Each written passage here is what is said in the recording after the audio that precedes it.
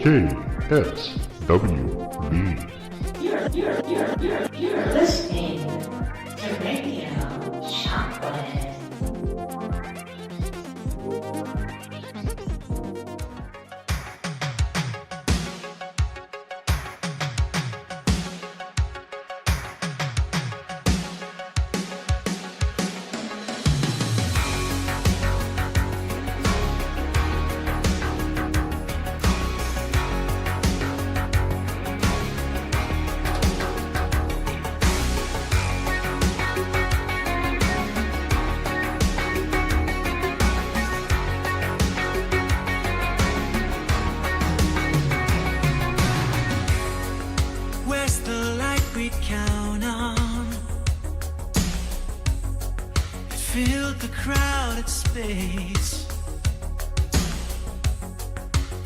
Inside our system that always led the way, adjusting to this normal, looking out from Sutro Edge. I can't help but smile now, heard some center stage. The world still beats a rhythm, virtue's carved a place. It goes on and on and on and on. To the morning sun, feels like we're getting closer. Call out to the lonely ones. Better days are yet to come with every present hour. This new way of living. Forgotten things are coming back, urge to spread their wings. Out hollow possessions here, as the new world sets its sights on you and me. Adjusting to this normal, looking out from Sutro Edge. I can't help but smile now, heard songs center stage. The world still beats a rhythm, virtue's carved a place. It goes on and on and on and on. Wake up to the morning sun, feels like we're getting closer. Call out to the lonely ones. Better days are yet to come with every present hour. This new way of living. Where's the light we count on? Filled the crowded space. The voice inside our system that always led the way. Wake up to the morning sun, feels like we're getting closer. Call out to the lonely ones. Better days are yet to come with every present hour. This new way of living.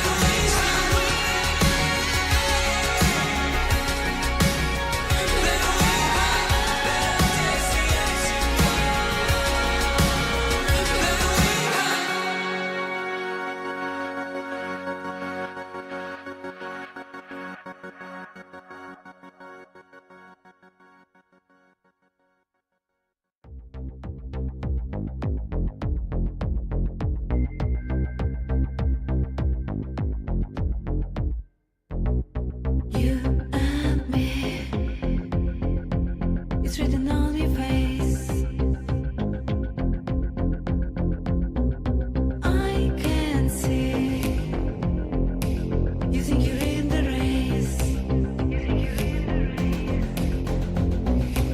You wanna touch, you wanna feel, you wanna play, you wanna deal, you wanna dance, you wanna groove, you wanna try, you gotta move. 'Cause you, maybe this is your night. But you gotta play your cards right.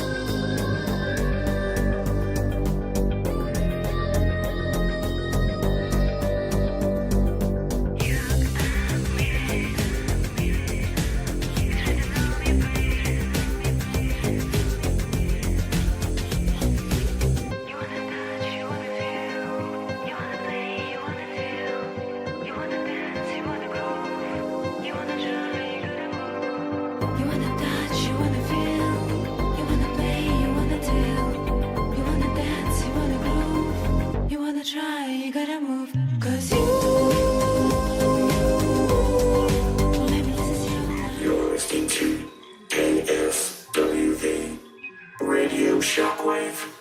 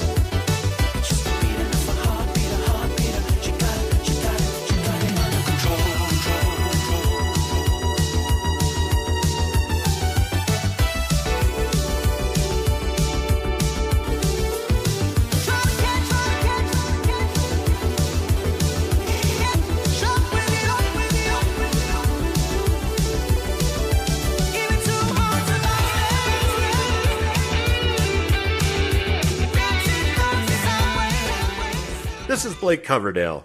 And this is Luna Coverdale. And you're listening to KSWV Radio Shockwave on Global Digital Radio.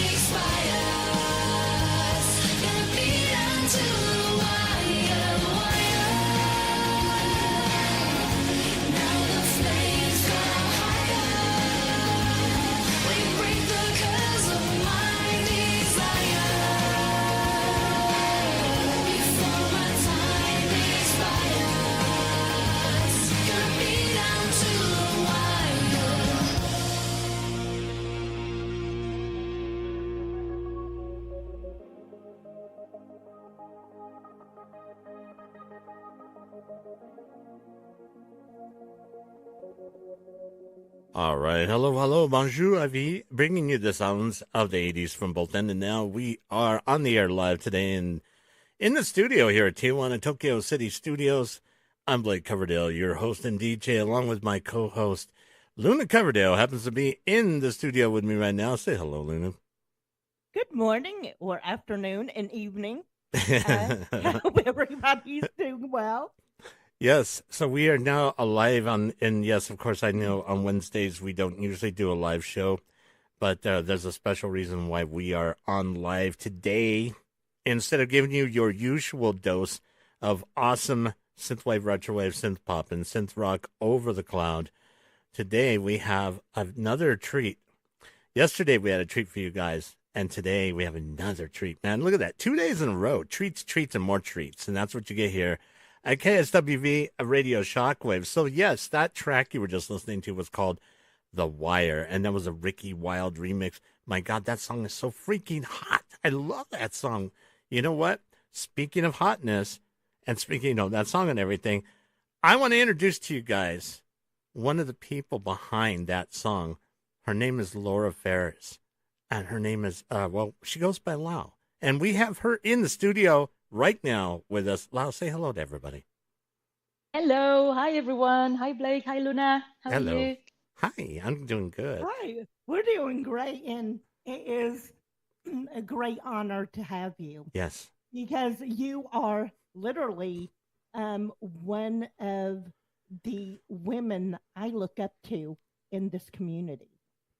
Oh, And thank you so much. You are also the first label that we ever started promoting with our station, and it all started with you.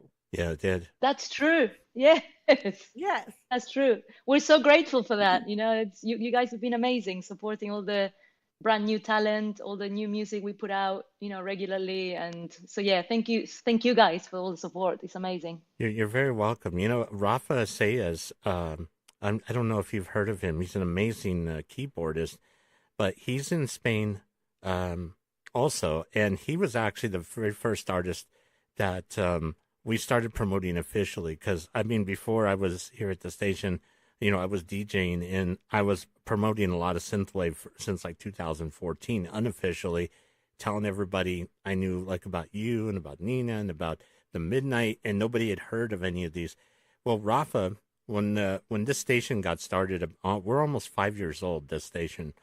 And when it got started, Rafa was one of the very first artists that, gave us permission to promote him on the air and everything. And then after that, there was like 2 other people, and then we got Aztec Records. So Great. I don't know Rafa, but yeah, sounds like I should meet him. You really should. He's incredible. He probably, like, on Facebook, he has several synthwave groups on there that he moderates. Well, they're his groups, and they're, believe it or not, he's got like something like 250,000 followers or something, just a lot. And he's a great guy. Wow. We've known him for a few years, and he's very nice, and he's very talented and stuff and everything. And he does a lot of projects and stuff. But yeah, you should definitely meet him. He's cool. Amazing. Yeah. Do you know where in Spain is he? Is he based? Yeah, I'm trying to remember. I think is Barcelona? No. And he's not in the Basque Country. My family's actually from the Basque Country up in the north. But Right. originally, I mean. And Luna, believe it or not, part of her family's from over there too, from Spain, but I'm not sure where exactly. Granada. Granada? Granada. Yeah, Granada, because my last name is San Miguel. Oh, wow. Amazing. Yes. Like the beer. Like the beer. Yeah, like me. So, yeah, my father's side is from Spain. So, not, and my grandfather could speak a lot of Spanish, but for some reason he would not let us speak Spanish a lot. But he would cuss at us a lot in Spanish. He comes out naturally, doesn't it? Yeah, it happens to me all the time. So, Luna, we're going to ask LAU about the Wire. Yes, the remix of The Wire featuring Kim Wilde received some considerable attention. How did that collaboration come about, and what was the creative process like? Well, back then, I mean, this song, it came out about 3 years ago. I want to say we recorded it probably about 4 years ago, but the original version. So we used to, yeah. Oh, sorry, I'm hearing myself. Oh, it's a weird echo.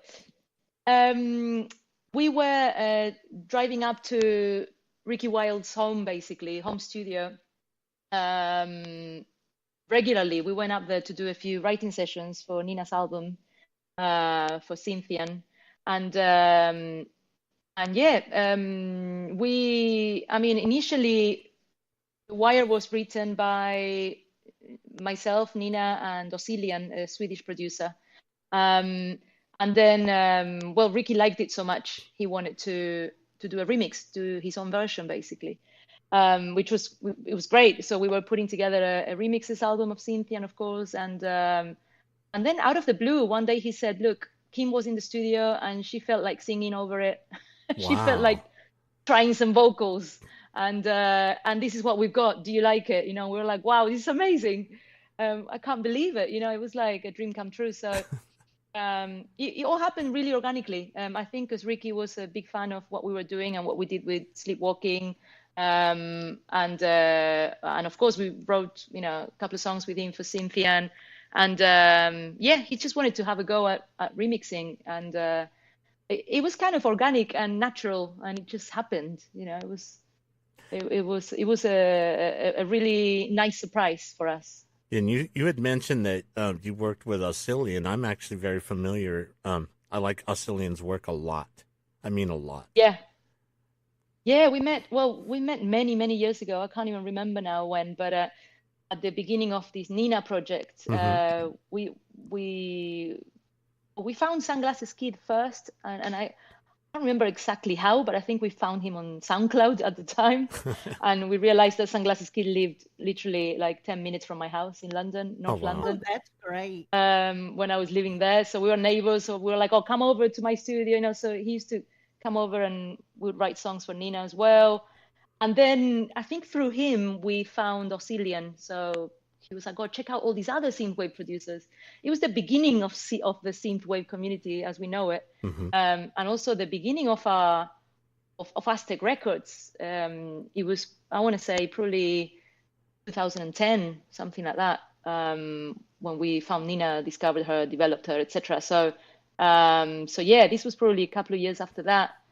I want to say, yeah, over a decade ago, and again, just remotely, we started working with Osilian, we clicked, and then eventually we played a gig in Sweden and he came over, which funnily enough, I'm playing again. I'm going to play as a solo artist, that same show, which is called, it's an industry showcase in Sweden called Live at Heart. So I'm playing that in August.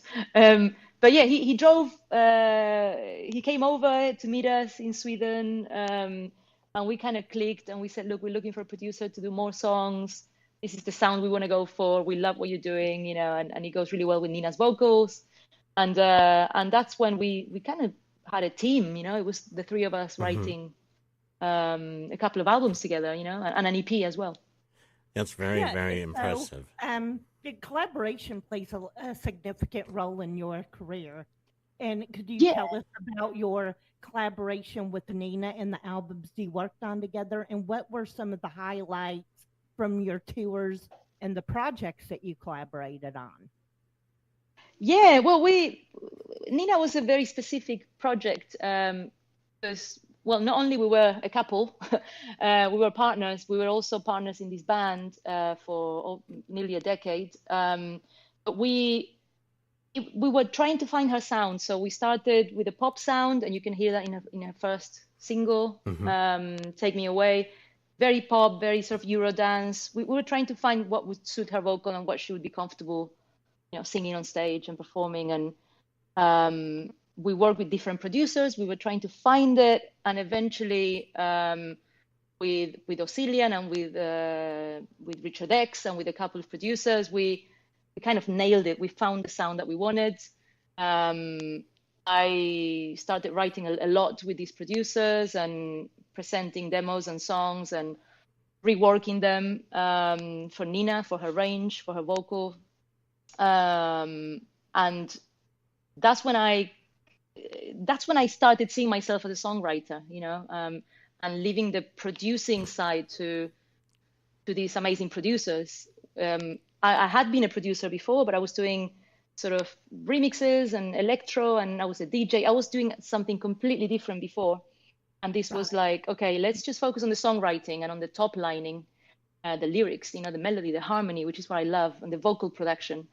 And let's leave these amazing guys to do all the music, and it was a really good partnership, really good team.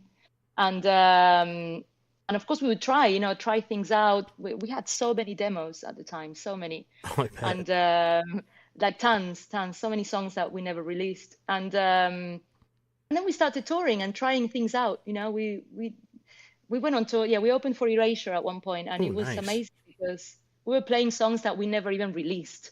We didn't have songs, they offered us this gig. They were like, "Oh, do you want to open for Erasure? 7 dates in That's America." great. And we're like, "This is incredible. Yeah, of course we want to open for Erasure." But we only had I think we only had a couple of songs out, like her first ones, "We Are the Wild Ones" and "My Mistake," and a couple of the first singles she had, and she did with other producers before. And so we were like, "Okay, let's do it, and let's just play a whole bunch of demos and see what happens." And it was okay. It was okay. It was nerve-wracking. We were so nervous before our first show, but it was amazing. And we were playing really big venues, 3,000 people every night. Wow. So for us, it was really, really big. And also playing with our idols. I grew up listening to Erasure, so Yeah, me too. it was amazing. It was a really, really nice experience. So yeah, and then we just kept developing the show. We kept touring, kept writing. Each album took a couple of years in the making, but it was a lot of work, a lot of hours in our home studio. Crafting and working and reworking things, Right. and recording, and so yeah, it was a lot of hard work. But I'm really proud of those 2 albums and the EP we did together. Yeah. Well, I have a That's silly great. question for you. Luna, can I ask her real quick? It's Yeah. just a small little question, and it's kind of silly. But I was curious. A lot of the songs that you do and that you've done with others, I usually hear someone shouting "Hey" in the background. Is that you? That's me. That's Yeah. what I thought. Because whenever I hear that, I'm like, you know what? That's got to be loud. Because I think I know her voice now. It's been. 'Cause, I mean, we've been It playing just- your stuff a long time, and so I keep hearing that same one on all these songs, and I'm like, that's got to be her. And I was wondering, I didn't know, and that's why I thought I wanted to know the answer for sure, so I wouldn't go around telling people, Yeah. that's loud right there. That's loud, That's me. Yeah, it just comes naturally when I'm singing, when I'm getting into a song. It just happens. It comes out. Thank you for telling me that. I appreciate But yeah, that. yeah, it's I don't know. I guess it's my trademark. I don't know. It I just is, do it. I do actually. it live It as is. well.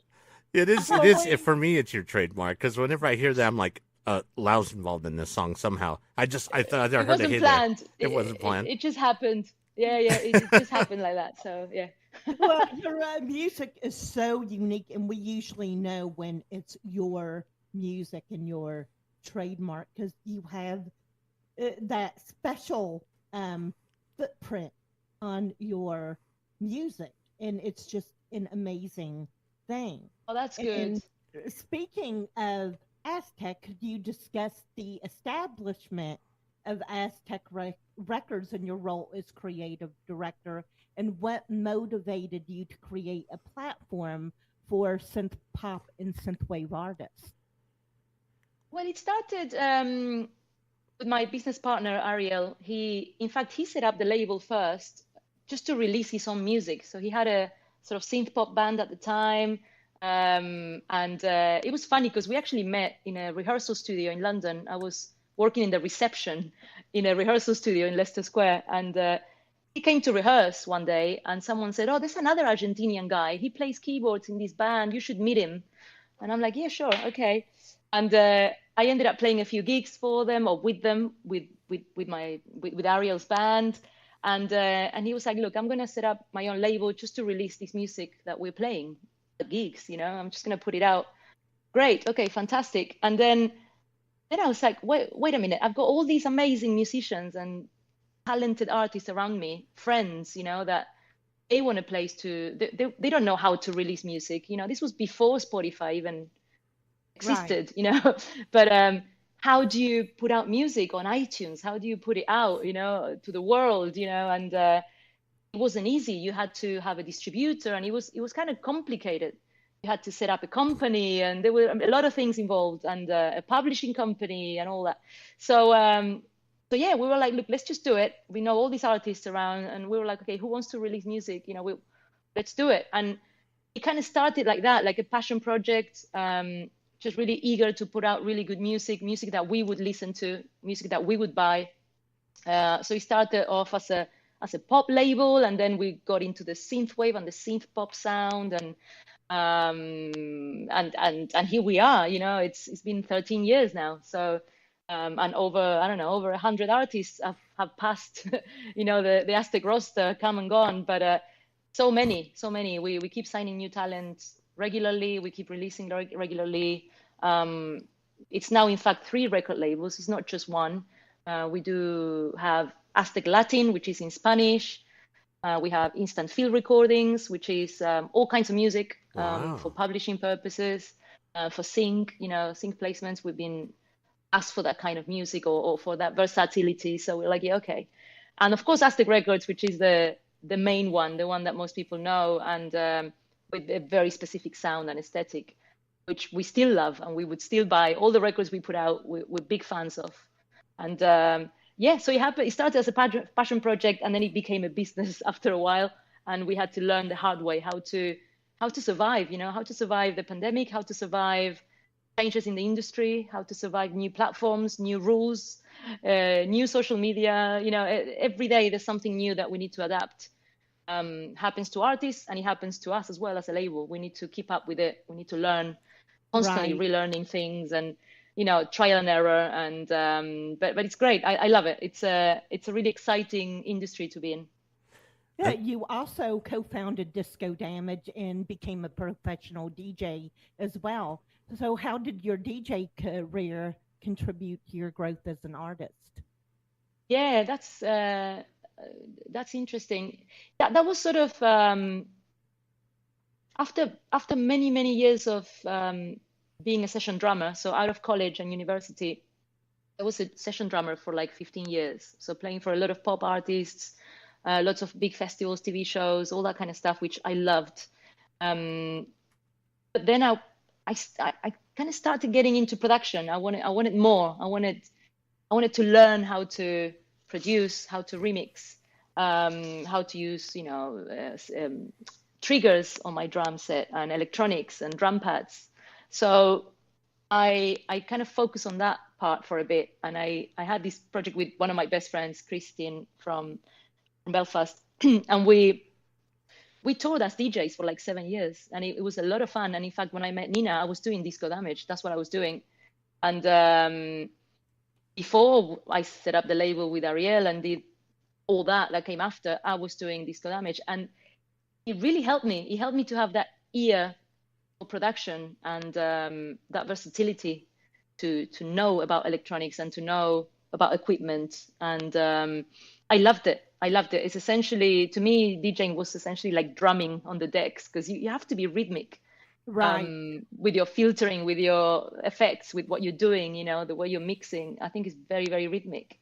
And funnily enough, that got me, I think, knowing all that electronics background and production background got me that Sam Sparrow gig, where they wanted someone who could drum, but also who could trigger samplers, sort of samples on the SPDS or electronic, etc. So it was good to have that knowledge to then be a more rounded drummer and a more rounded musician, Right.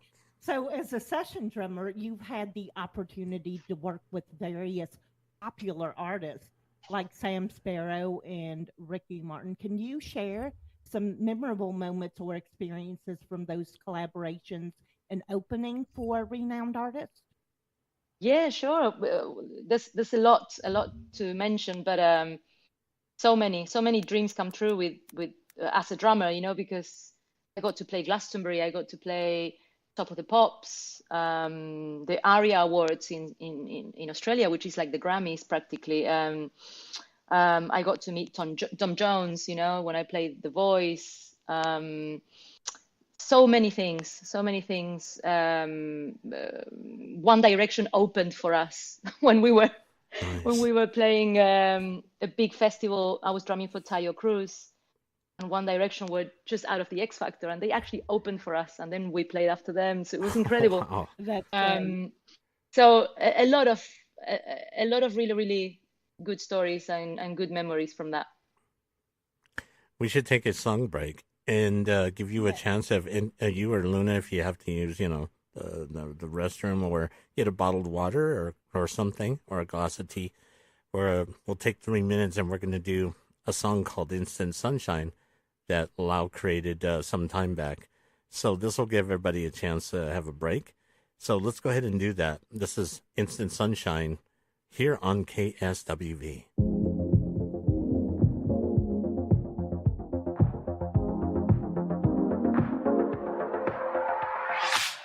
Tell me a hopeful lie. Why? 'Cause I don't wanna be innocent. Yeah, right. Can you see desire in my eyes? Yes, I can. Think I can feel you now. This dance is always known to deepen the surprise. I'll get the light, the speed of light.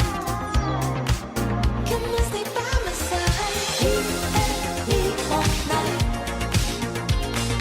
You bring instant sunshine to my life. Just fantasize, 'cause words can't describe us. Maybe you can love me one more night.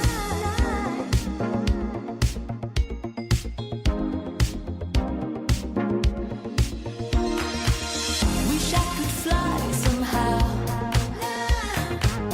I just can't wait so long to have you in my arms.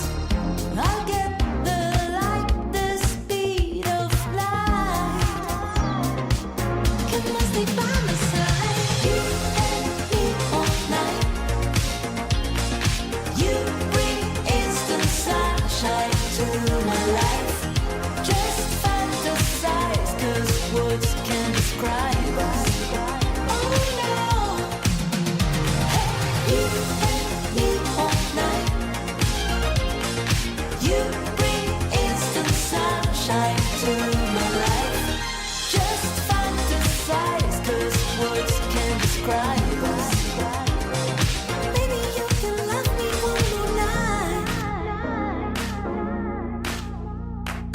All these hours, all these months, wanting for us to collide.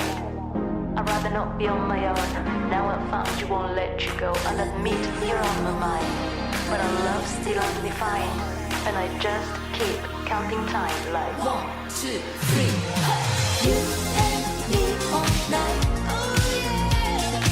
You bring instant sunshine to my life. Just fantasize, 'cause words can't describe us.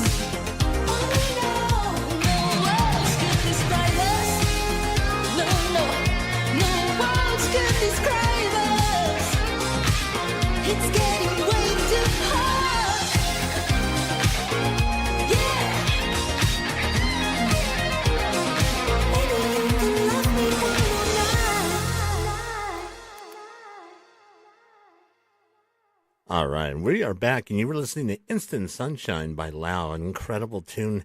We've been playing that here on the station for quite some time, and I absolutely love LAU's voice. Everybody knows that I've got a thing for voices. Because of I don't know, it has something to do with my hearing. It's very, very, acutely tuned. So a lot of times I can hear a voice, and I know whose voice it is. But I know LAU's voice, and, everybody else.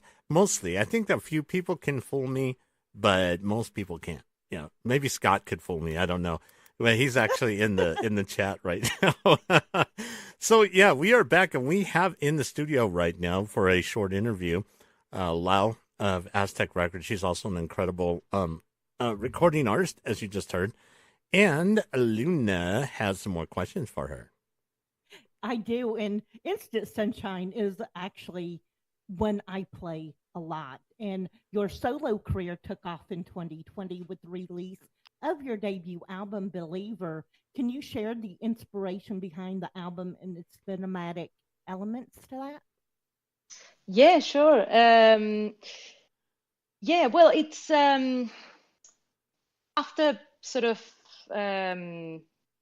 stopping working with Nina, it felt like a natural step to launch myself as a solo artist and to start singing all the songs that I was writing.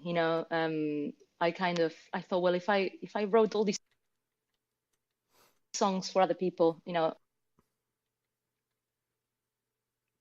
I felt like it was time. It was time to step up and to stop being afraid to show myself, to show who I am, what I'm about, what I want to sing and what I want to say. I think it was important for me. It was that evolution as an artist, from all the roles that we've been talking about in this interview, from drumming to producing to DJing to writing for other people, and finally going, okay, this is me. Now I'm going to write for myself, because it's a kind of therapy, it works as just putting your, whatever you're going through at the moment, just put it out on a song and put it out there, and maybe some people will relate to it. I don't know. But yeah, I was going through a really bad breakup, and Believer really helped me to find my voice and what I wanted to say and how I felt. I felt heartbroken. I felt betrayed in many ways. So it was really good to put it all out there, let it go, and then move on and start this new chapter, this new career, which I'm really happy with. And so your second studio album, Circumstance, was released in 2022. Can you discuss the themes and the emotions you explored in that album, particularly in the relations to the challenges that posed during the pandemic? Yeah, absolutely. So Circumstance is a much happier album. So that's sort of me going, full circle, falling in love again, starting again, a new relationship, a new country, because I left London, I moved to Barcelona just before Brexit, and it was like, okay, let's start fresh, and falling in love again, but falling in love in the middle of a pandemic. So falling in love with someone over Zoom without knowing them in person, without kissing them or knowing what they look like in real life, just through a screen, which is insane. I never thought it would happen to me, but it did. So we were sort of having a long distance relationship for about 6 months, and every flight I wanted to take, I wanted to fly to Argentina to meet her. It got cancelled, and countries were on lockdown, and you needed vaccines to come and go, and it was really difficult, really difficult. So after 6 months, I finally get there. I meet her in person, and we haven't separated since, and it's been over 2 years now. That is amazing. That's fantastic. It's kind of a happy ending, but Circumstance talks about that. It's about, what are we doing? Are we nuts? Why are we even betting our chips on this? Is this going to work? What are we is this all a fantasy, or is it going to work out? I didn't know. The first song of the album is Undecided, because we were both undecided. We didn't know if this was just a fantasy or if it's gonna, is it gonna work out? And I think a lot of people were in that situation during the pandemic. May I interject something? We were all communicating. Yeah. Based on what you're saying right now, I've done that actually several times in my life. And one thing I've learned from it is that, because I've heard people say things that, what you were saying about, well, it's not real, it's fantasy, blah, blah, blah. But the thing is that it's no different. I mean, when you think about the odds of you connecting with somebody and being compatible, I mean, when a lot of people, how do they usually meet people most of the time? I mean, usually they meet through somebody that they know, or they meet in a club or a bar or something like that. And the chances of you meeting anybody that you're truly going to be compatible with in a bar or a tavern are very minuscule. And if anything, you're just going to be picking up, bad baggage or whatever. But the thing is that it could happen anywhere. And, if two people are compatible, I actually think one of the doing it long distance for a little bit is one of the best ways you can do because of the fact you get a chance to get to know each other. You get to know that this person really is interested in you, and you're vetting them out in the sense that, because the personas come off after about 3 or 4 weeks of who people really are. And you have a few months to 6 months and everything. And you start realizing, this person, I know the real them to to a degree. And so I've done that several times. Matter of fact, that's how I met Luna too. And she's one of a few. And I'm a firm believer in doing things that way. I see nothing wrong with it at all. Exactly. Well, I met Nina that way as well. I met her on online as well. So, but yeah, I think the nice thing about it is that you feel like you already know the person. By the time you see them in person, you've been chatting for 6 months, and there's that awkwardness of talking face to face about weird subjects. You've already done that. You've done it because there is no shame. You can chat and you can talk about anything. You can ask about their past and what are they going through. And so I think that was really liberating. It was like, okay, we'll get to know each other and we'll see what happens. We'll see if there's chemistry later on. But for now, this is good enough. And the whole theme of the album is I need to fly there and find out if this is real. It was 6 months that were really, really important. It was like, I just need to find out. I'm just going to fly there. I'm going to cross the Atlantic and see. And if it doesn't work, then fine. At least I tried it, and I'm not going to have that regret. I didn't want to have the regret. Exactly. I'm sure it happened to you guys as well. Yeah, all in good time. It's like, I mean, in my past, I've done that with a few people, and it is like you're saying. I mean, you get the ice breaking out of the way, and when you do meet each other, it's like you do already know each other to a certain degree, and so I honestly like it. But yeah, it's familiar, and even though I would still do things the conventional way too, I actually prefer to know somebody for a while the other way, just communicate back and forth, because I'm in no rush. It's you want to meet somebody, but at the same time, I want to get to know them a little bit, because maybe it might be best if we never meet. You know what I mean? And the only way to find that out is if you know them for a while. And then what happens if they have like anger issues or something? Well, at least you can find out ahead of time. And you're like, you know what? I am not going to meet that person. No way. Yeah, and Blake and I are going on 6 years now. But we also, carrying on a long distance relationship, we have a beauty of the virtual world where we can actually meet as avatars. And we use that as kind of a platform, a testing ground, a simulation. It's like anything we can overcome in a virtual simulation, when we do come together in real life, it's going to be a piece of cake because we've already overcome a lot of situations. Yeah, and also if the other person says, I'll wait for you, I think that was really important for me. Okay, I'll wait. I kept saying, look, they keep canceling my flights. Like, I've had 3 flights canceled. I don't know when I'm going to be able to go. And she's like, okay, I'll wait. I'll wait for you. And that's also important. That shows if that person is really into you. If they're like, okay, yeah, it's a beautiful thing. This is serious. There's a connection here, so let's explore it. Exactly. It's a beautiful thing when somebody actually tells you, don't worry about it. I'll wait for you. That person's got to be worth it. And it gives you a good feeling. Yeah, so that's exactly what Circumstance, the second album, talks about. All that. I think that's fantastic. And thank you for telling us that, because I had no idea. But, just because I can identify with it, I'm all happy now. Yeah, listen to it again, and I think you'll identify with some of the lyrics. So your track Stunning was featured in a Victoria's Secret ad campaign. How did that opportunity come about, and how has it impacted your visibility as an artist? It was great. I mean, it's still incredible that my first single did so well, because no one really knew me as a solo artist. I was always behind, sort of backstage, on the Nina project.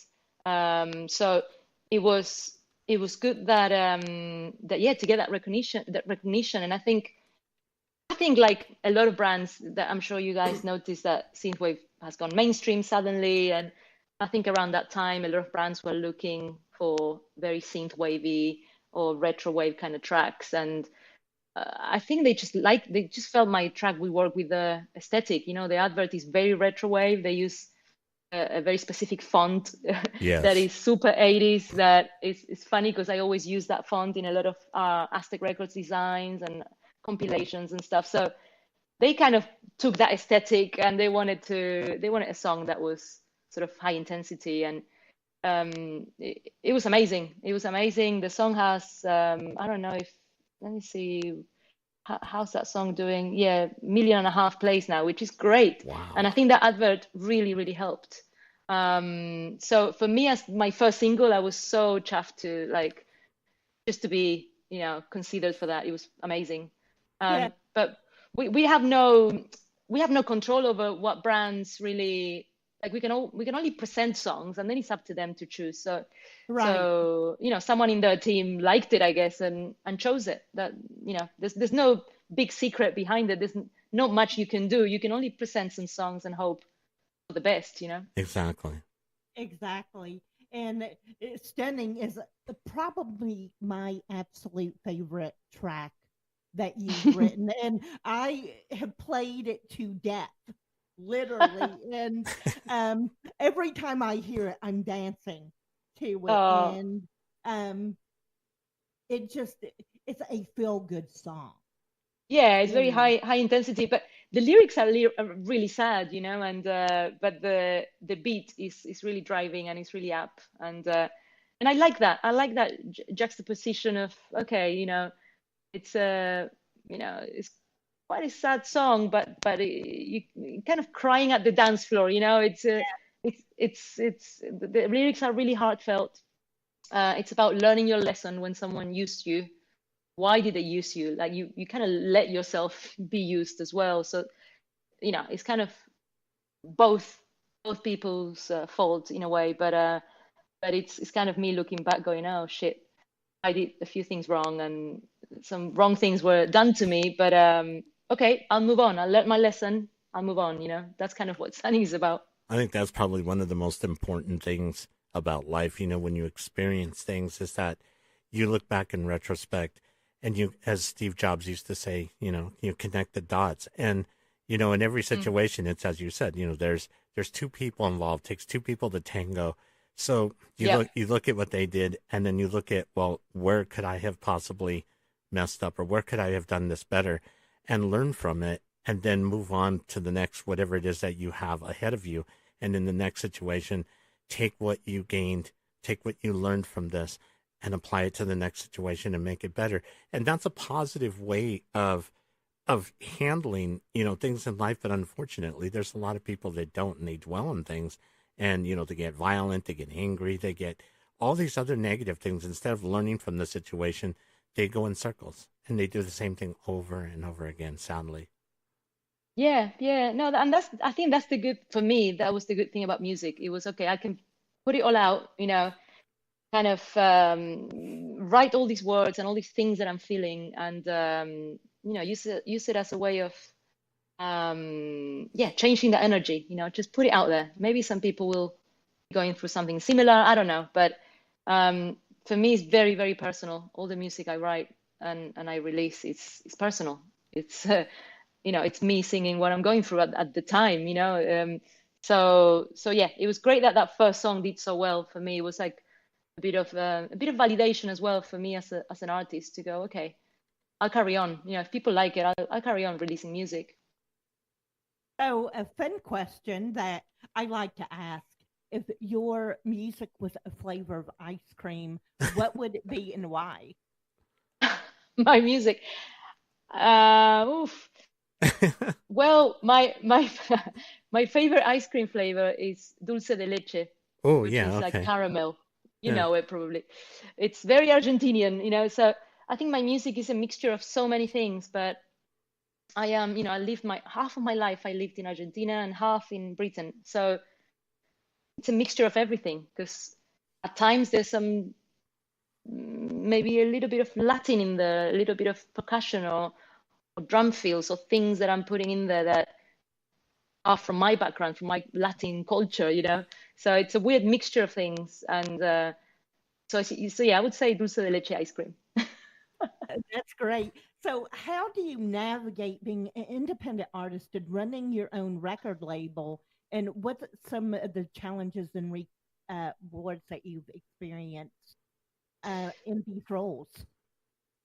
Yeah, so it's a lot of work, of course. And I think the secret is in sort of scheduling time, to wear all these different hats, to switch your brain from a business perspective to a creative one. It's different parts of the brain.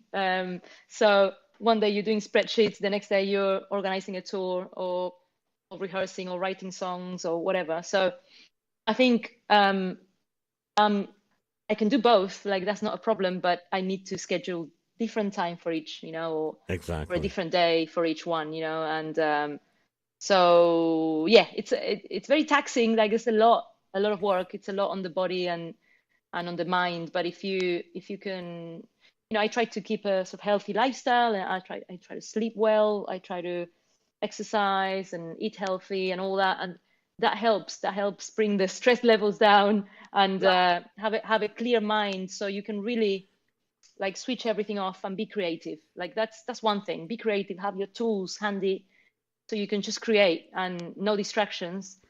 And then on other days I'm just doing like admin and listening to demos and signing new artists and doing all, helping people with their careers, and other things. But I have to have a clear division between both of them, because otherwise I would go crazy. So Yeah, I have I to can like set imagine. different times for both. I can Yeah. I can imagine. And I believe I read last week you are working on a brand new album. Do you want to tell us about that? Yes. So there's a couple of things, but yeah, this what I'm doing right now, which I'm going to announce it very soon properly, is this album Circumstance that we were talking about. I'm going to re-release it, and I got 10 amazing artists to come and sing on it with me and to do their own lyrics.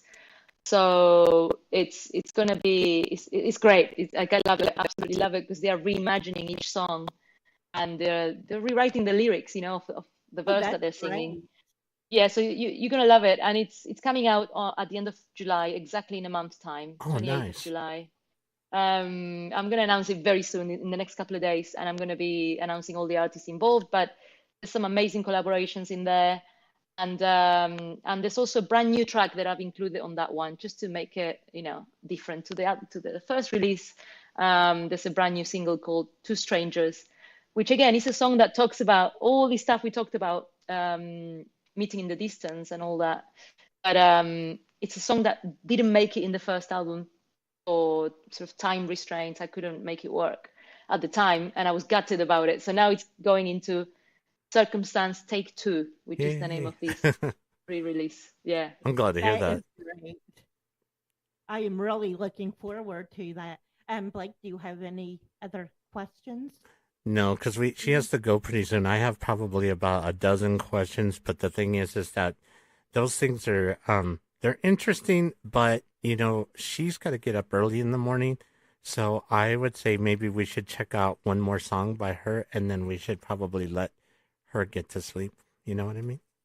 Yes, and it has been a great honor to have you. And one more question: how do you Yes. hope your music resonates with the listeners, and what do you want people to take away from your songs and performances? I think the main message for me, which is something that I got inspired as well when I was starting as a solo artist, but I think to be yourself and to be unique and to be open about who you are without being afraid, I think that's really important. So I hope I inspire people just to be yourself, be unique, find your voice. That's super important for me, because I felt like I needed that when I launched my solo career. And yeah, the live shows, I mean, I'm trying to be as honest as possible, as energetic as possible. And ultimately, they are feel-good songs. They're pretty upbeat. So yeah, anyone who likes sort of pop music or new disco or a bit of synthwave, retrowave, 80s, all that kind of stuff. You can hear all that in one of my live sets. It's a bit of everything. That is great. And as I said, you are one of my female icons, and I look up to you and I get inspired by you. And we appreciate you so very much. Yeah, and then Thank something you so else. much. We don't we do a lot of interviews this year. We just started doing them because, like I said, the station is we're going to be starting I think we're on our 5th year of being open, this particular station, and during this time you're the only female that we've interviewed. I mean, it's been all males. And I'm not saying there's anything Really? wrong with that, but it's nice for a change to interview a female artist. And like Luna was saying, we have to have people that we look up to, like our heroes and heroines or whatever you want to call it. But we got to have people that we look up to in life to inspire us to do great things. And we all have them. I'm sure you have them, ones that are personal to yourself. But we all, there's a lot of people in the music community that look up to you. And a lot of listeners, they love your music and stuff. And it helps them get through their day and reminds them of this, that, and the other. So it's, it has been a pleasure and an honor to have you here.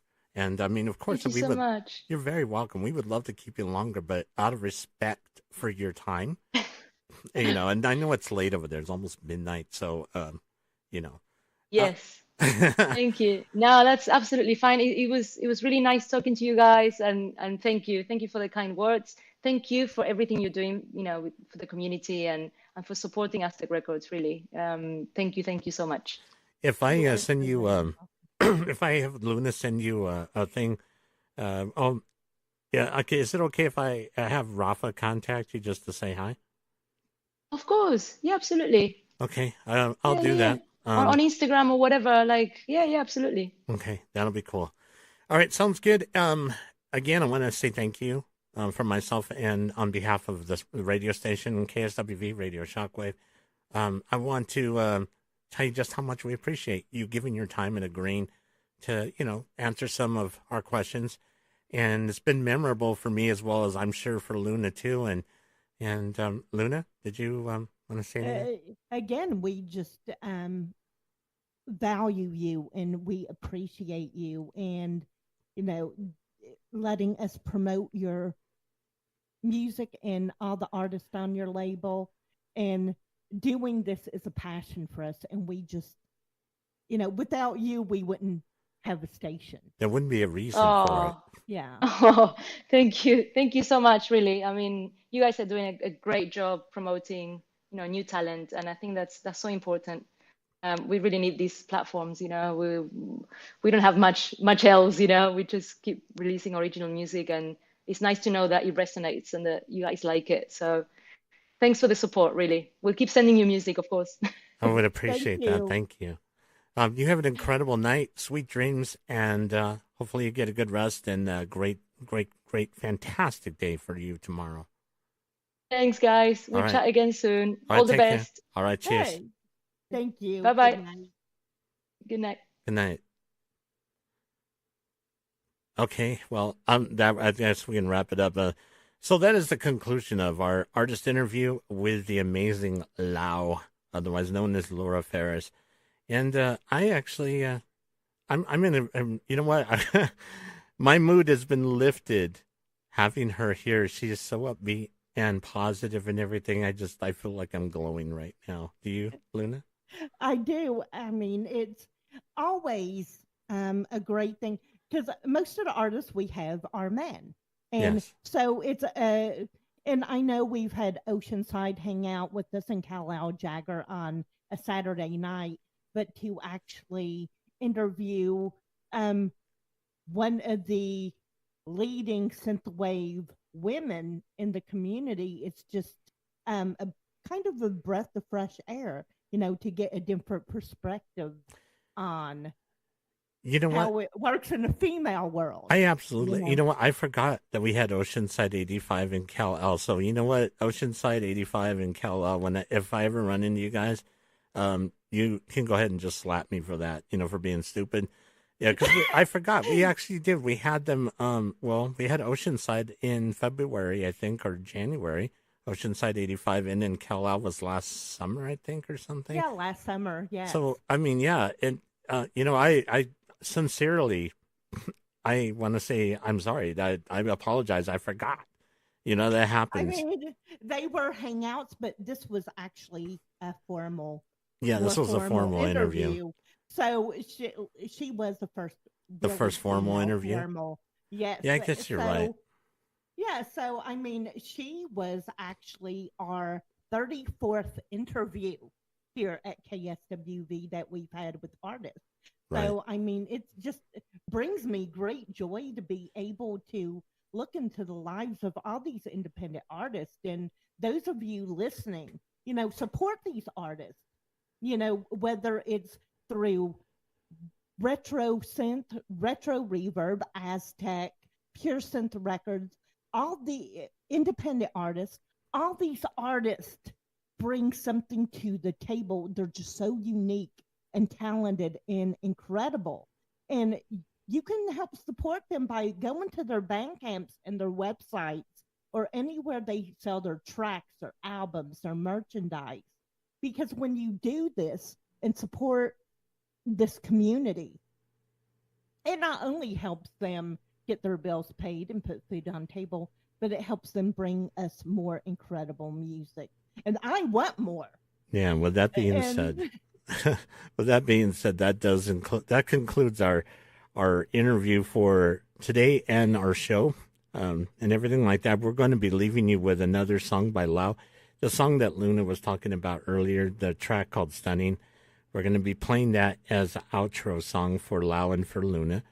And so hopefully you guys have an incredible rest of the day, whatever you're doing. If you're listening to us at work or you're already home or whatever have you, just know that Luna and I are wishing you guys the best. And Scott, thanks for listening in.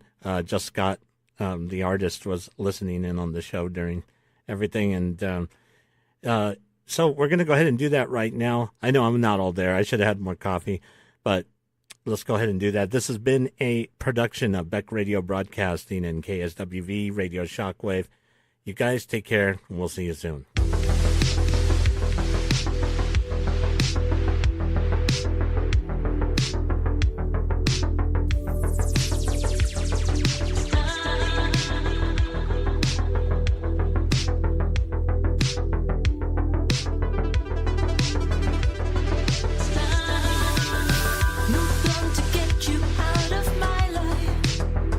I'm losing control. I gotta shake you off.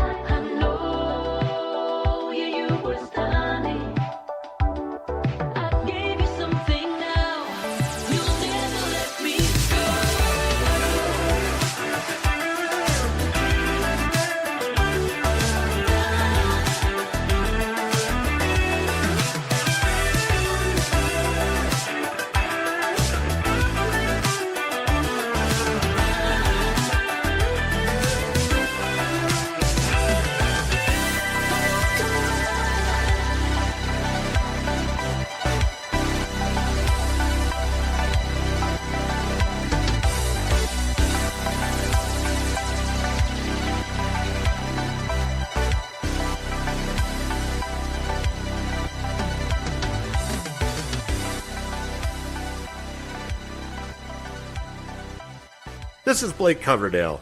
And this is Luna Coverdale. And you're listening to KSWV Radio Shockwave. On Global Digital Radio. You're listening to KSWV.